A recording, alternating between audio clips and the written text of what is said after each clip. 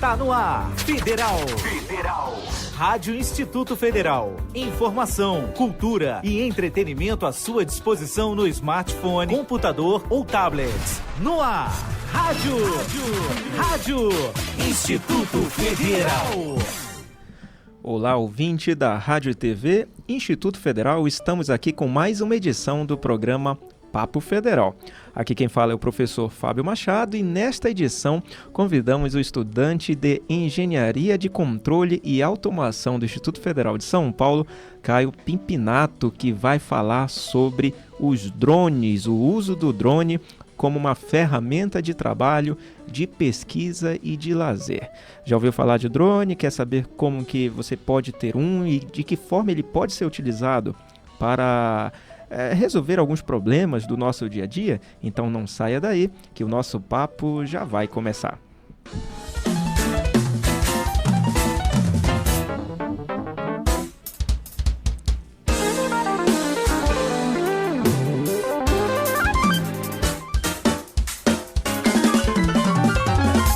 E o Papo Federal da semana fala com o estudante de Engenharia de Controle e Automação do Instituto Federal de São Paulo, Caio Pimpinato. Olá, Caio, obrigado por você ter aceitado o convite de estar aqui com a gente hoje. Eu agradeço muito ao convite, muito boa tarde a todos os ouvintes. E hoje, eu vou passar um pouco do conhecimento que eu tenho sobre drones, um pouco do que é desenvolvido no meu campus e o que eu tenho feito assim para que as pessoas se interessem cada vez mais pelo tema, né? Que é um tema assim meio polêmico, meio complicado. Ô Caio, não faz muito tempo que o drone começou a aparecer aí, as pessoas começaram a utilizar e até as pessoas comuns do dia a dia aí já conheço pessoas que compraram. Mas para quem ainda não conhece, o que é de fato um drone? Bom, drone é uma palavra muito genérica, na verdade é praticamente um apelido. Que a tradução ao pé da letra vem do inglês de zangão, devido ao barulho exatamente que o equipamento produz. O que acontece é o seguinte, os drones, eles são equipamentos multimotores, ou seja, eles utilizam diversas hélices para manter uma estabilidade, para manter um voo, e tem várias finalidades.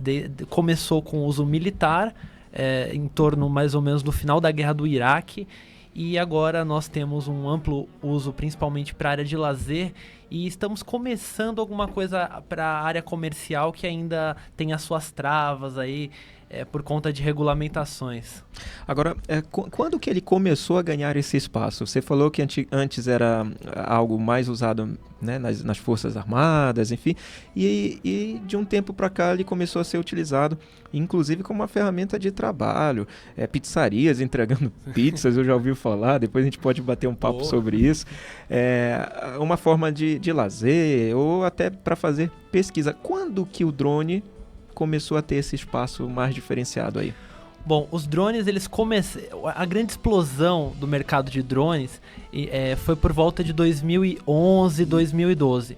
O que acontece foi o seguinte, antes desse momento, você tinha todo um material tecnológico disponível, mas era muito caro. Então, a partir de 2011, 2012, com o barateamento de equipamentos como motores, sistemas de controle, com aperfeiçoamento da eletrônica, ao ponto que você chegou à eficiência de microprocessadores que não estavam mais tão caros como antigamente, foi aí que o mercado começou a se desenvolver, foi aí que uma pessoa comum pôde ter acesso à tecnologia, no caso dos drones, né? E mesmo a área comercial também, devido até às proporções dos equipamentos que hoje são vistos como soluções para atender um mercado cada vez que cresce mais, que é a área de serviços, utilizando drones.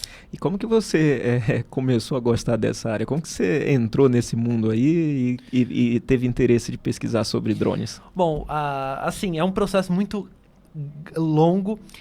Desde muito criança eu sempre me interessei por aviões, eu viajava de avião, achava aquilo tão incrível, e aí eu comecei a estudar mais sobre aviação, estudei sobre aeromodelismo, pratiquei e ainda pratico aeromodelismo, e aí chegou um determinado momento que eu vi que que eu vi que os drones, eu conhecia os drones na época militar ainda, na época que se falava de drone na área militar.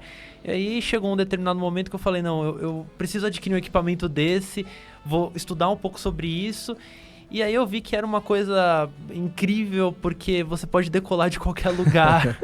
E ele tem um sistema, a boa parte dos equipamentos dos drones possuem sistema de estabilização. Isso tô falando assim, drones que tem uma faixa de preço intermediária, né? Certo. Porque hoje você pode comprar facilmente um drone da China por $12 com frete grátis, mas é aquele equipamento que se você perder o controle vai cair no chão que nem uma pedra.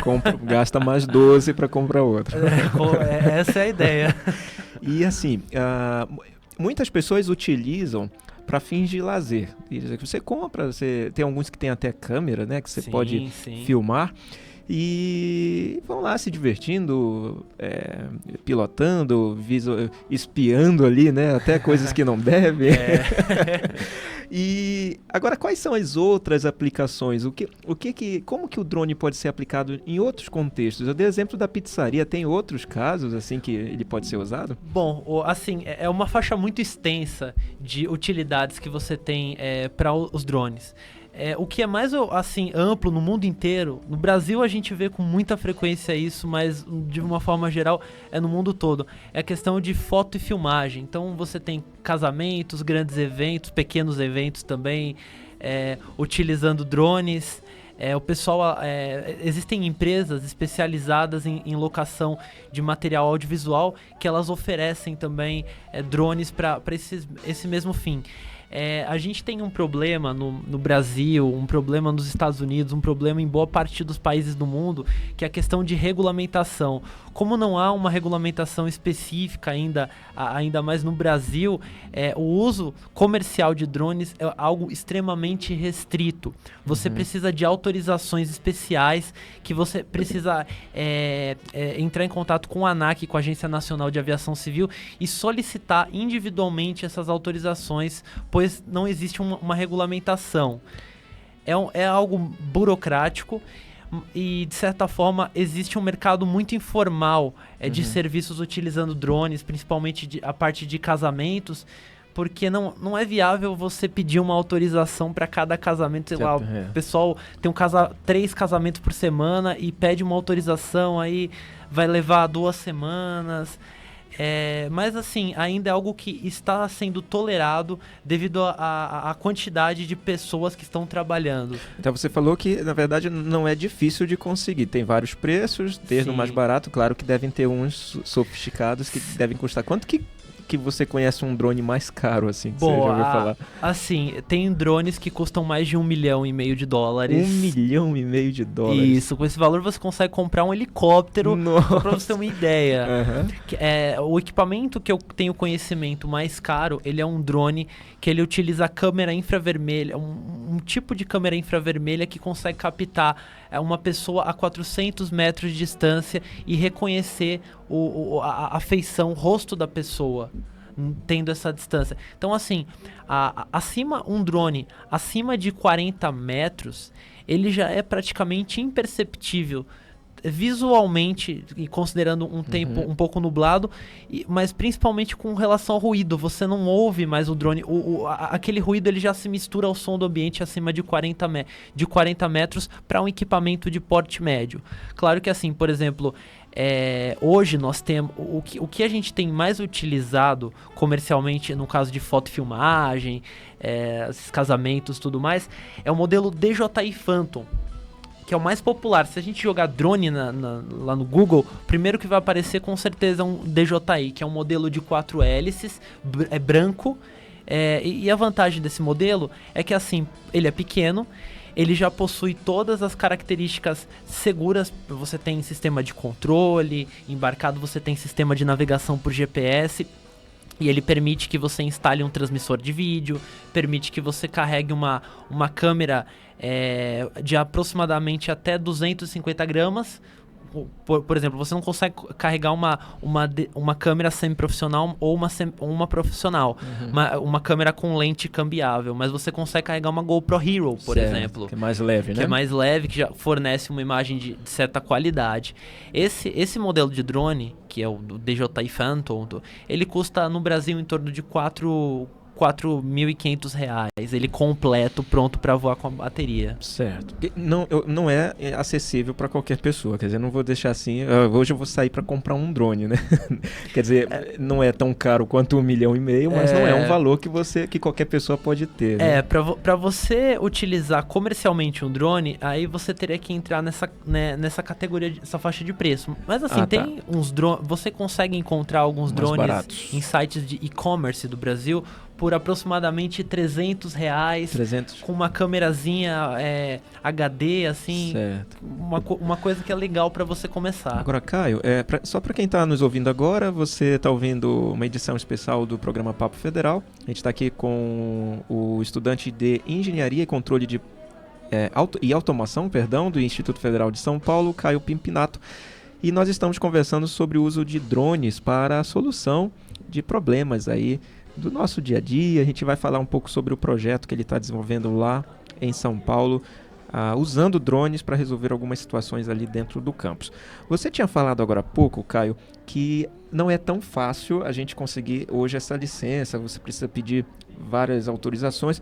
Por quê? Quais os riscos que um drone pode trazer para a sociedade? Bom, a grande questão do uso comercial de drones é que, assim, a partir do momento que você utiliza algo comercialmente, pressupõe que você vai utilizar aquele equipamento com uma grande frequência. Então não é, por exemplo, um final de semana que de repente uma pessoa utiliza um drone para lazer.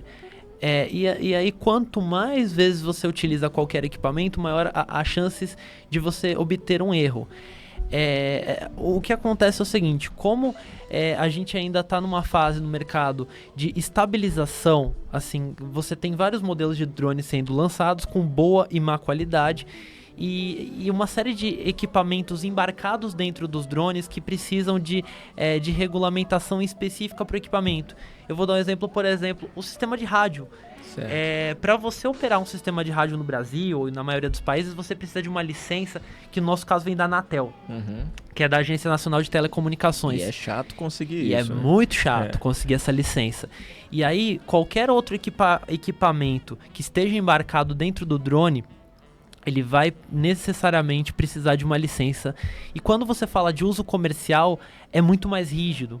Certo. Porque assim, se um drone, um drone, por exemplo, ocasiona algum problema, ele devido a uma queda, por exemplo, ele cai em cima de um carro, em cima de uma casa, a empresa responsável por este equipamento comercial, ela é responsabilizada. Você tem a questão da responsabilidade civil. A regulamentação que está vindo desde o ano retrasado, que está sendo discutida, ela vem exatamente para propor um padrão e para que você possa operar esse equipamento dentro daquele padrão. Hoje, o que acontece? Você quer operar um drone comercialmente, você precisa homologar o equipamento inteiro e, fora isso, você precisa solicitar uma autorização de voo para cada evento que você for cobrir, por exemplo. Mesmo se for, no caso, detecção de focos de dengue. Qualquer voo que seja com intuito comercial ou um voo experimental, você precisa desse tipo de licença. E é uma licença muito complicada porque você tem que provar que o teu equipamento não só ele é seguro, como ele está preparado para que existe um procedimento para cada falha que seja mais provável de acontecer. Agora, para conseguir essa licença, quer dizer, não existem os equipamentos que já estão homologados, então não existe essa lista de equipamentos ou existem? Há alguns equipamentos que já estão homologados. Por exemplo, esse DJI Phantom, todos os equipamentos utilizados já estão homologados. Nesse sentido, quando você adquire um DJI Phantom no Brasil, ele já vem homologado. Porém, o voo tem que cada voo que você for fazer comercialmente também precisa ser autorizado. Entendi. Agora, vamos falar um pouco sobre o projeto que vocês estão trabalhando lá. Você é uma equipe ou você está sozinho? Tem uma equipe? É assim, o projeto, inicialmente ele começou comigo, porém hoje eu tenho o suporte de uma pequena equipe, porque nós temos no campus atualmente uma equipe de aerodesign que é focada em desenvolvimento tecnológico, diferentemente da maioria das equipes que levam esse nome, que são focadas em competições e tudo mais. A nossa, ela é focada em resolver problemas, desenvolver soluções para a sociedade.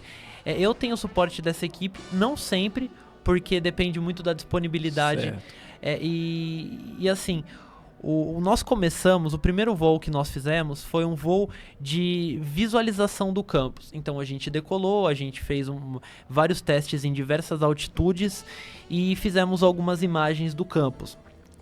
Já é interessante citar que o Campus São Paulo ele está localizado numa área que é um pouco complicada para voos, porque o que acontece? Você tem a Marginal Tietê de um lado e você tem uma extensa área que não tem presença de prédios, de construções altas, que é bom por um lado, porém é ruim pelo outro lado, porque você tem uma incidência muito grande de ventos. Ah, entendi. Isso pode prejudicar e dificultar a operação dele, pode perder o controle. Sim, e ele chega longe, por exemplo, só pra gente encerrar essa parte, ele pode voar quantos metros pra cima? Bom, o DJI Phantom, ele consegue subir seguramente até aproximadamente 150 metros de altura. E afastamento horizontal, ele consegue alguma coisa em torno de 500 metros com segurança. 500 metros. É uma boa boa distância. Há equipamentos. Por exemplo, o drone que eu montei, que não é um DJI Phantom, é um drone que eu fui adquirindo as peças e... Vocês desenvolveram lá. Eu desenvolvi e a equipe do aerodesign aperfeiçoou. Entendi. É um modelo que, assim, ele tem autonomia para voo. A gente utiliza 2 tipos de hélices. Tem um jogo de hélices que é para voo não muito estável, que ele consegue... a gente tem uma bateria só específica, pessoal, para deixar claro assim. É uma bateria que ela consegue fornecer pra gente, utilizando um jogo de hélices menores, que são hélices que não dão uma estabilidade tão grande de voo, a gente consegue voar 25 minutos. Se a gente utiliza o nosso outro jogo de hélices, que são hélices maiores, que dão mais estabilidade durante o voo, essas hélices elas puxam mais energia e a gente consegue aproximadamente 15 minutos de voo. O limite no caso do nosso equipamento é o tempo de bateria. Porque a gente utiliza um equipamento de radiotransmissão que ele consegue fornecer até 30 km de distância. Só que a gente jamais vai chegar a essa distância com o nosso equipamento. Que a bateria não vai chegar lá. Não vai chega, e não volta, né? Ele vai e não vai voltar mais. Eu acho que ele consegue chegar até aqui, viu?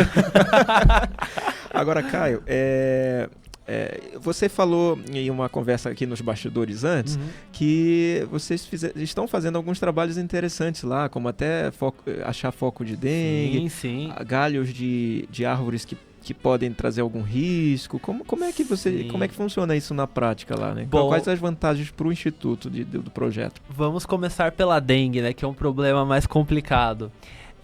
Assim, o nosso campus ele está localizado na região do bairro do Canindé-Paris, que até o ano passado era a segunda região em São Paulo com maior quantidade de focos de dengue. Só perdia para o bairro de Brasilândia. Porque o que acontece? Na nossa região tem vários galpões, alguns abandonados, alguns que são utilizados como depósito. E isso é um chamariz muito grande para esse problema que é o Aedes aegypti, né? E ao lado do nosso campus tem um pátio de recolhimento de veículos da prefeitura, só que assim, é um pátio de veículos que já estão abandonados. Então, a gente fez um sobrevoo nesse pátio e a gente viu combis ali que, devia estar desde o final da década de 80 ali. Isso é o foco de mosquitos, né? Para as larvas. Ali é o paraíso do mosquito da dengue, com certeza. E a gente desceu um pouco, a gente conseguiu localizar muita água parada. E aí o que nós fizemos? Nós conversamos com a direção do campus e aí a direção disse assim, bom, já que vocês tiveram a iniciativa de sobrevoar uma região propícia a focos de dengue, por que vocês não fazem um trabalho no campus inteiro? Então foi isso que nós fizemos. A cada mais ou menos 3, 4 meses nós fazemos um sobrevoo, principalmente nas épocas que chove bastante, que propicia acúmulo de água. Nós fizemos alguns sobrevoos no campus e aí a gente consegue detectar locais onde há a presença de focos de dengue. Nós não descemos nesses locais com o nosso drone, porque o nosso drone ele tem um tamanho médio, e quando você está voando com um drone do tamanho do DJI Phantom, mais ou menos, se você estiver voando abaixo de 3 metros, você começa a ter interferência da própria ventilação da hélice, chamado de efeito de solo. Então, o drone chega próximo do solo, aquela rajada de vento da própria hélice, ela volta e causa uma instabilidade. Então, a gente não consegue utilizar o drone realmente para detectar o foco do mosquito, mas sim em locais onde há água parada. Uma probabilidade de ter lá. A Priscila vai mostrar pra gente agora algumas fotos, pelo menos uma foto, o nosso tempo está bem curto, de alguns trabalhos aí que você tem feito lá no campus, né? Vamos ver. Essa só um momentinho, ela vai aparecer ainda. Só um momentinho. Essa foto para quem está só nos ouvindo, é uma foto aérea, né, da câmera do drone filmando ali, fotografando o campus São Paulo do alto. Assim, para quem quiser observá-la, é só entrar no YouTube daqui a pouquinho que vai estar lá. Mas explica pra gente o que é isso aí. Bom, essa foi uma das primeiras imagens que nós fizemos com o drone, utilizando uma câmera GoPro Hero 3. E a gente estava aproximadamente a 30 metros de altura. Só um momentinho. Cadê a foto, por favor, produção? Ele está explicando sobre a foto. Vamos lá. Obrigado. Então, pode falar, a gente estava sobrevoando o campus a aproximadamente 30 metros de altura, utilizando uma GoPro Hero. E foi uma das primeiras imagens que nós fizemos para verificar se realmente era possível obter uma imagem de boa qualidade, com toda a trepidação dos motores do drone. Isso é lá no Campo São Paulo. Essa região ali é a Marginal Tietê, mais lá a Marginal está para trás. Ali a gente pode observar as duas caixas d'água que o campus oferece ali, as duas torres. Entendi. Vamos voltar para cá então. Vamos voltar para cá. Então, Caio, agora fala um pouquinho só para a gente encerrar. O que é que a gente pode esperar para o futuro desse mercado aí de aplicações de uso de drones, né? Bom, o futuro, assim, ao mesmo tempo que existe muita informação com relação, por exemplo, à entrega de pizzas e tal, nós temos que ter um pouco de cautela, porque no momento está em desenvolvimento ainda equipamentos que vão proporcionar uma segurança ao ponto de você entregar uma pizza e ela chegar com toda clareza, certeza na casa do cliente. Vai ser ótimo. Vai ser ótimo. Eu torço para chegar logo, né? Eu acredito. Espero que os clientes não levem, não fiquem com o drone junto com a pizza, né? Com certeza. Acabou a gorjeta, né? Isso, Bom, assim, dentro dos próximos 5 anos, a gente vai ter um crescimento muito grande desse mercado. Então, assim, quem está entrando no mercado agora, esse é o momento de você se preparar para você colher grandes frutos daqui a 5 anos. Não só entregas, não só foto e filmagem, que já é um mercado assim, em grande ascensão, como também na parte de segurança. Hoje nós já temos alguns protótipos de condomínios que estão testando drones para monitoramento. Então você tem um grande condomínio, o drone faz vários voos ao longo da noite e consegue detectar através de câmera infravermelho qualquer suspeita de algum ladrão, alguma atividade anormal acontecendo dentro do mercado. Eu acredito que essa questão de segurança particular utilizando o drone, ela vai crescer muito, ao ponto talvez da gente substituir uma parte da frota de carros fortes que circulam pelas cidades por drones. Interessante. Isso você fala em curto prazo, médio prazo, 5 anos. 6 anos. Muito rápido. Então, aqueles que quiserem já sair na frente já podem começar a testar as possibilidades, mesmo ainda não tendo ainda essa autorização. No futuro talvez isso esteja regulamentado, assim, já. Pessoal, não é legal, não esperem a autorização, porque na hora que ela aparecer, aí o mercado todo mundo já vai estar pronto. Caio, foi um prazer te receber aqui, muito obrigado por sua participação. Eu agradeço pelo convite, e Caso, pessoal, vocês tenham mais dúvidas, vocês podem entrar em contato comigo através das redes sociais, através do Facebook, Caio Pimpinato, e eu vou ajudá-los na medida do possível, com o maior prazer possível. Muito bom. E lá na rede social tem fotos, para caso você queira aí conhecer mais do projeto e conversar com o Caio. Muito obrigado pela presença, volte sempre aqui no estúdio, é você que nos acompanhou, obrigado pela audiência, voltamos na próxima semana com mais uma edição do programa Papo Federal. Até lá, tchau, tchau.